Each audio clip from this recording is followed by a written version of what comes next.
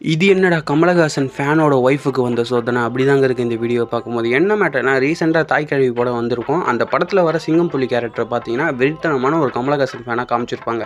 But அதோட வெறித்தனமாக double மடங்கு ஆல்ரெடி கமல் சாருக்கு நிறைய ஃபேன்ஸ் இருக்காங்க போல இருக்குது. அப்படி ஒரு வெறித்தனமான கமல் சாரோட ஃபேன் வீடியோ தான் இன்றைக்கான வீடியோவில் பார்த்தேன். கமல் சாரோட ஃபேனால் ஒரு ஒய்ஃப் வந்து பார்த்தீங்கன்னா பயங்கரமாக பாதிக்கப்பட்டிருக்காங்க. இதை வந்து பார்த்தீங்கன்னா வீடியோவில் அவங்க சொல்கிறாங்க, என்னால் சிரிப்படக்க முடியல. உங்களுக்கு எப்படி இருந்துச்சுன்னு மறக்காமல் கீழே கமெண்ட் பண்ணிட்டு போங்க. வாழ்க்கையிலே என்னோட முதல் எதிரி அப்படின்னா கமலஹாசன் அவர். இன்னைக்கு கிடைச்சாருன்னா அவர் அப்படியே இந்த இஞ்சி உரலுக்குள்ள வச்சு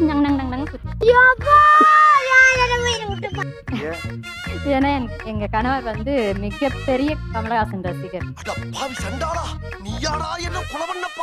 கல்யாணம் ஆகி நான் உள்ள போறேன், பார்த்தது சாமியை விளக்கேற்கும் சாமியே இல்லை. மரியாதைக்குரிய கமலஹாசன் அவர். ஏன் உனக்கு இந்த வேலை? என் பெட்ரூம் எல்லாம் கமலஹாசன் தான் இருப்பாரு. என்னோட கல்யாண வீடியோல எல்லா சாங்ஸும் கமலஹாசன் சாங்ஸ் தான் இருக்கும்.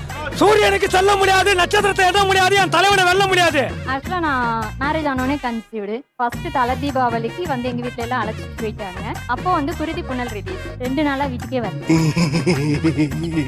ஒரு மனைவி கன்சீவா இருந்தாங்கன்னா தாடி வளர்த்துக்குவாங்க அப்போ எல்லாம். அப்ப நான் நல்லா படுத்து வாமிட் பண்ணிட்டு இப்படி படுத்திருக்கேங்க, யாரோ உள்ள வந்து போறாங்க.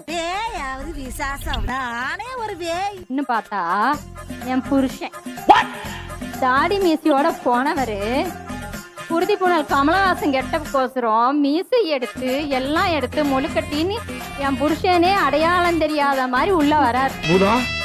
என் மேல உனக்கு இவ்வளவு பாசமாடா, நினைக்கும் போது என்னால முடியலடா.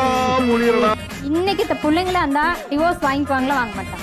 இதெல்லாம் சரிப்பட்டு வராதுங்க, பேசாம வெட்டி விட்டுருங்க. அத்தை அவசரப்படாதீங்க, நான் என் பொண்டாட்டிய மனசுக்குள்ள கோவில் கட்டி வச்சிருக்கேன். மாமா நீங்க வேணா செருப்பு டோக்கன் கடை போட்டுங்க.